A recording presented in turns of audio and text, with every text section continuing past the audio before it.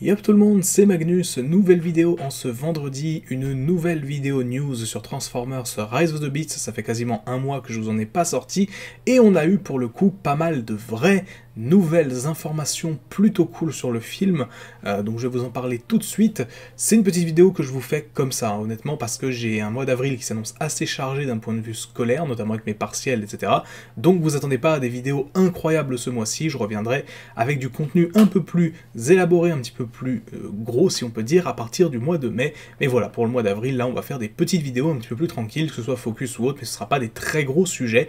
Bref, aujourd'hui du coup, petite vidéo sur Transformers Rise of the Beast avec des informations officielles, d'autres un peu moins, sur le long métrage. Donc on a plusieurs informations principales à décortiquer, et écoutez, je vous propose d'y aller tout de suite avec, je dirais, la principale, en tout cas la plus importante qui a été révélée jusqu'à maintenant. Il s'agit tout simplement de la première vraie image promotionnelle du film, donc qui a été révélée par Hasbro, tout simplement, en fin de semaine dernière, où ils ont donc fait une conférence devant des investisseurs, donc en vue évidemment des prochains mois, prochaines années. Évidemment, il faut convaincre ces fameux investisseurs de continuer à investir dans leur boîte, et du coup, ils ont présenté en partie Transformers Rise of the Beast, donc avec un nouveau synopsis de base, et surtout une première vraie, si on peut dire, image d'illustration du film, une vraie image promotionnelle, avec du coup le logo du film, qu'on connaissait déjà, et tout un background, une image en fait autour, qui est en fait un décor un petit peu inspiré de la jungle, avec un fond un petit peu qui rappelle un petit peu finalement les ruines un peu Inca, donc évidemment typiques du Pérou, où a été tournée la majorité du film. Donc du coup, voilà le style graphique, le style visuel, on peut dire, qu'on a du film pour le moment, donc avec cet environnement un petit peu de jungle. Mais ce sur quoi je vais vous attirer l'attention tout de suite, c'est ce qu'il y a derrière le logo, puisqu'on a plusieurs sculptures, si on peut appeler ça comme ça, qui représentent les différents personnages de Beast Wars. Donc c'est un petit peu difficile de les voir quand on zoome pas spécifiquement sur l'image. Je vous mettrai donc une image vraiment plus zoomée et qui fait ressortir les différentes formes qu'il y a dessus. Alors certaines formes n'ont pas été complètement identifiées. Donc on peut voir par exemple, il y a clairement une forme par exemple de gorille pour Optimus Primal, il y a clairement une forme par exemple de scorpion pour Scorponok par exemple. Mais il y en a d'autres qui sont un petit peu plus difficiles à identifier. Par exemple, en bas à gauche, on a une forme qui est très difficilement identifiable. On a également des formes de personnages qui n'ont potentiellement pas été encore annoncées, type Rattrap, Black Arachnia ou Tarantulas, on ne sait pas, etc. Bref, du coup, on a ces personnages qui sont en fait le cast de base de Beast Wars et qui sont tous présents sur cette illustration du film. Alors, faut bien les chercher, faut bien les voir, mais ils sont tous là en tout cas, et je trouve ça assez sympa, et ça pourrait coller justement avec ces petits leaks, si on peut dire, sur le film, qui avaient été dévoilés il y a quelques mois, selon lesquels du coup les Maximals et les Predacons sont rentrés un petit peu dans le folklore de la région au fil du temps, donc un petit peu toujours dans cette idée d'anciens astronautes, voilà, de Transformers qui étaient déjà sur Terre depuis très longtemps. C'est pas impossible du coup qu'il y ait un délire comme ça dans le film, honnêtement c'est pas quelque chose qui me dérangerait énormément, surtout si c'est assez bien amené. Reste que voilà, on a donc ces espèces de gravures qui sont plutôt cool, et qui laissent donc présager du cast classique de Beast Wars, hein. Clairement il n'y aura pas de surprise à ce niveau-là, on va retrouver les personnages classiques, Optimus Primal, Megatron, Dinobot, Terrorzord du coup visiblement aussi, Cheetor, etc., Rhinox évidemment. Bref, tous les persos classiques de Beast Wars, et donc voilà, c'est une petite confirmation de ça. On a également donc sur l'image derrière deux visages d'Optimus. Alors, on pourrait croire simplement que c'est Optimus Prime des deux côtés, mais en réalité, les visages ne sont pas exactement les mêmes, et sont d'ailleurs tirés visiblement des versions Siege et Kingdom des persos. Il s'agirait donc d'Optimus Prime d'un côté et d'Optimus Primal de l'autre. Ça semble logique aussi, puisque voilà, ce sera les deux Optimus un petit peu présents dans le film. J'ai d'ailleurs hâte de voir comment est-ce qu'ils vont amener ça. Est-ce qu'ils vont vraiment jouer le parallèle entre les deux persos, ou juste vraiment différencier de base, parce que voilà, c'est pas du tout les personnages qui sont censés être les mêmes, donc voilà, on verra comment ça sera amené dans le film. Reste que voilà, sur la promo, on a bien les deux Optimus qui sont quasiment dos à dos, d'un côté et de l'autre de l'image. On a également Au centre de l'image, une espèce de zone un petit peu dorée, alors ça pourrait laisser encore une fois penser au fameux Golden Disc de Beast Wars, alors là je m'avance un petit peu. Certains aussi ont vu une forme de matrice éventuellement à l'arrière, moi je pense plutôt effectivement que ça fait référence potentiellement au Golden Disc, potentiellement simplement juste à un décor un petit peu, voilà, parce que s'il y a un délire encore au niveau anciens astronautes, etc., c'est très probable par exemple qu'on trouve des trucs cybertroniens à l'intérieur des ruines mayas, bref, du coup, nous verrons bien ce que le film nous réservera à ce niveau-là, je vais pas non plus élaborer plus que ça, parce que bon, ce serait faire vraiment des théories un petit peu dans le vent. Reste que, en marge du coup de la présentation de cette illustration du film, Hasbro a donc également présenté le film avec un nouveau synopsis. Je vais vous lire un mot pour mot la déclaration d'Hasbro et on vous en parler juste après. Donc Hasbro a déclaré, je cite, « Nous collaborons avec Paramount, Iwan et un nouveau réalisateur visionnaire pour vous présenter une histoire Transformers comme vous n'en avez jamais vu. Le film prend la suite de Bumblebee de 2018 et suit Optimus Prime, Bumblebee ainsi qu'un groupe inattendu d'humains rejoints par des alliés puissants, les Transformers animaux. Le terme utilisé en anglais était Transformers Beast. La présence de ces personnages sera un moment important pour nous tous, pour les enfants comme les fans dévoués, particulièrement ceux ayant grandi dans les années 90 avec la série Beast Wars. Transformers Rise of the Beast élève les enjeux et nous prépare pour ce qui nous attend dans les futures années de la franchise. Voilà donc la déclaration complète de Hasbro devant ses propres investisseurs du coup pour présenter Transformers Rise of the Beast. Alors qu'est-ce que j'en pense personnellement ? J'en pense qu'ils essaient déjà de teaser des suites, hein. C'est clairement ce qui est sous-entendu à la fin, l'histoire de dire on prépare pour ce que la franchise sera après, donc ça laisserait du coup plus ou moins penser que Rise of the Beast va servir un peu de gros film mis en place pour la suite de la franchise au cinéma. Alors c'est souvent un peu casse-gueule de faire ça, on va pas se mentir. Batman v Superman peut en témoigner. À l'époque, le film avait été énormément charcuté, il y avait énormément de scènes qui avaient été rajoutées justement pour teaser la suite de notamment Justice League, etc. dans le DCEU. Ça peut être très casse-gueule de vouloir mettre en place tout un univers dans un film. Reste à voir comment ce sera fait, reste à voir si ça se cassera autant la gueule que The Last Night, parce que The Last Night c'était ça aussi. C'était plus ou moins plusieurs scripts mis en un. On rappelle d'ailleurs, pour ceux qui n'auraient pas cette info-là, qu'il y avait une rumeur qui avait circulé comme quoi ce film était justement le résultat de plusieurs scripts en un seul. Rumeur débunkée, ça vient simplement d'un script de James Vanderbilt, donc à la base, qui avait donc ce script-là. C'est pas du tout plusieurs scripts mélangés les uns avec les autres, c'est totalement faux. Le film avait été pensé comme ça dès le départ. Reste que, il y a quand même beaucoup de personnages qui ont été annoncés dans le film, beaucoup de personnages qui pourraient apparaître, et du coup, on nous parle d'un groupe inattendu d'humains. Alors je sais que certaines personnes ont un peu tiqué en disant « Est-ce que ça veut dire qu'on aura encore plein d'humains dans le film, etc. » Non, pour moi, les deux personnages principaux sont ceux d'Anthony Ramos et Dominique Fishback, c'est les deux principaux qui ont été annoncés, et sur les lieux de tournage, on n'en a pas vu beaucoup d'autres, à part évidemment des figurants ou des rôles très secondaires.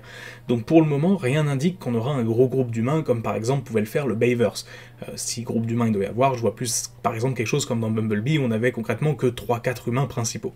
Reste que du coup, à ce niveau-là, on n'a pas plus d'infos, surtout au niveau du cast, je suis allé rechercher notamment sur IMDb, etc., en termes de rôles qui ont été confirmés pour le film, donc en plus d'Anthony Ramos, Dominique Fishback, on a simplement un acteur qui joue, il me semble, un chauffeur de bus, donc sans doute simplement un figurant qui va jouer un personnage qui conduit un bus à un moment dans le film, enfin bref, quelque chose d'assez random. On a une actrice qui va jouer du coup la mère de Noah, donc le personnage d'Anthony Ramos, et un acteur qui va jouer son petit frère. On sait qu'il a une famille, mais on sait qu'a priori, sa famille ne sera pas avec lui au Pérou parce qu'ils n'ont pas été aperçus là-bas sur le tournage. Donc du coup, ça laisse que deux humains principaux vraiment dans le film, et je pense que ce serait une bonne chose. Reste à voir du coup s'il y en aura plus ou pas, on verra. Mais en tout cas pour l'instant, rien ne laisse présager un casting humain à la Bayverse. On verra comment les choses évoluent. Pour l'instant, ceux qui sont clairement plus nombreux, c'est les robots, parce que comme j'en ai déjà parlé dans plusieurs vidéos sur le film, entre les Autobots, les quelques Decepticons qu'on devrait voir dans le film, les Terrorcons, les Maximals et les Predacons, ça fait déjà beaucoup de persos, et ça peut inquiéter effectivement sur le côté trop de persos dans un seul film. Voilà, ça je pense qu'on peut pas vraiment juger tant qu'on n'a pas vu les bandes annonces, tant qu'on n'a pas vu même des premières images. Là pour l'instant on navigue un peu à vue, on sait pas trop quoi en penser. Reste que voilà, donc pour cette annonce principale, qui est pour moi donc la plus importante et celle qu'il faut retenir sur le film. mais il y en a d'autres. Effectivement, dernièrement, on a commencé à voir apparaître les premières figurines de Transformers Rise of the Beast. Alors ça fait un moment que je vous en parle, donc les jouets vont commencer à sortir en avance, puisqu'ils étaient prévus à la base pour 2022, et donc on a eu 3 personnages qui ont commencé à apparaître, notamment via des leaks évidemment de jouets, parce que les jouets Transformers maintenant sont leakés très longtemps à l'avance. On avait eu donc un premier jouet d'Optimus qui était apparu, mais honnêtement, il n'y a pas de grande surprise, c'était juste un Optimus avec un alternatif différent, sans doute issu du coup d'un concept art abandonné du long métrage. On a eu aussi, pas plus tard qu'aujourd'hui, au moment où je tourne la vidéo, c'est-à-dire le 30 mars, un Bumblebee qui a été aussi montré, donc la version off-road de Bumblebee, donc le fameux Camaro avec les roues un petit peu rehaussées, enfin style un peu rallye en fait, clairement. Mais le plus important, et peut-être finalement ce qu'il faut retenir de ces fameux leaks, c'est le premier visuel d'Optimus Primal. Alors, ce qu'il faut retenir, oui et non, parce qu'au final, je vous le montre dès maintenant, attention spoiler pour ceux qui ne voudraient pas voir, mais Optimus Primal, il ressemble énormément au personnage qu'on connaît. Alors il est tout gris, ce qui correspond plus ou moins à ce qui avait été annoncé, c'est-à-dire des Maximals sont un côté très métallique en fait, malgré leur fourrure à certains endroits, mais voilà, Optimus Primal qui est finalement très gris, peut-être un peu terne, certains diront effectivement, mais ça reste un Optimus Primal classique. Le look basique du personnage, ils en ont pas fait n'importe quoi, contrairement à ce que certains auraient pu croire, et je trouve que c'est une bonne chose. Donc on aura bien, visiblement, un cast de robots assez fidèle à ce à quoi ils sont censés ressembler, et ça permet de pousser un petit ouf de soulagement, surtout pour tous ceux qui avaient peur d'un côté un petit peu que les personnages seraient dénaturés par rapport aux originaux. Ce sera pas du tout le cas. On va avoir a priori des designs de base, et je pense que c'est une bonne chose, reste à voir sur grand écran ce que ça donnera, à savoir du coup que les Maximals et les Predacons seront réalisés par une autre équipe d'effets spéciaux que ILM, il me semble. C'était en fait les personnes qui avaient travaillé sur le Roi Lion en live action, puisque eux sont plus habitués à faire justement des animaux. Donc voilà, on va voir ce que ça donnera à ce niveau-là. Je leur fais entièrement confiance, de toute façon s'il y a bien une chose sur laquelle Transformers n'a jamais déçu, c'est toujours sur la qualité de ses effets spéciaux. Bref, du coup, ça c'est pour les principales informations. 2 petites infos supplémentaires, alors plus ou moins autour des films, mais sans pour autant que ce soit directement sur Rise of the Beast. Michael Bay a accordé récemment une interview donc, pour la sortie de son nouveau film Ambulance, que je n'ai pas encore vu, donc je ne vous donnerai pas d'avis à ce niveau-là. Mais il a reparlé évidemment de Transformers, parce que Michael Bay aujourd'hui c'est un nom qui est indissociable quasiment de la franchise Transformers au cinéma. Il a révélé qu'à l'époque donc de Transformers 2-3 à peu près, donc Dark of the Moon, Reign of the Fallen, Steven Spielberg était venu le voir et lui avait conseillé, lui avait même quasiment ordonné de s'arrêter à 3 Transformers. Donc c'est Steven Spielberg lui-même qui aurait aimé que Michael Bay s'arrête au 3e film, peut-être pour laisser la place à quelqu'un d'autre derrière, et il a du coup plus ou moins avoué ce qu'était un secret de Polichinelle, clairement, mais il a avoué que c'est Paramount qui est revenu à ses genoux, clairement, pour le supplier de faire le 4e puis le 5e film. Donc on sait maintenant que clairement la volonté n'était pas de son côté, même si il a dit après qu'il s'était aussi éclaté sur ces tournages-là, etc. Évidemment qu'il va pas cracher complètement sur ces expériences-là, parce que on n'oublie pas qu'il est toujours producteur sur Transformers Rise of the Beast, il était aussi producteur sur Bumblebee, donc il fait toujours partie, si on peut dire, de la franchise Transformers, même s'il ne réalise plus. Mais il a clairement avoué que Paramount avait forcé pour qu'il fasse les 4e et 5e films, et je pense que là je rejoins un avis que beaucoup ont, c'est-à-dire qu'effectivement il aurait dû peut-être s'arrêter au 3e film. Paramount a clairement trop forcé pour le reprendre par la suite.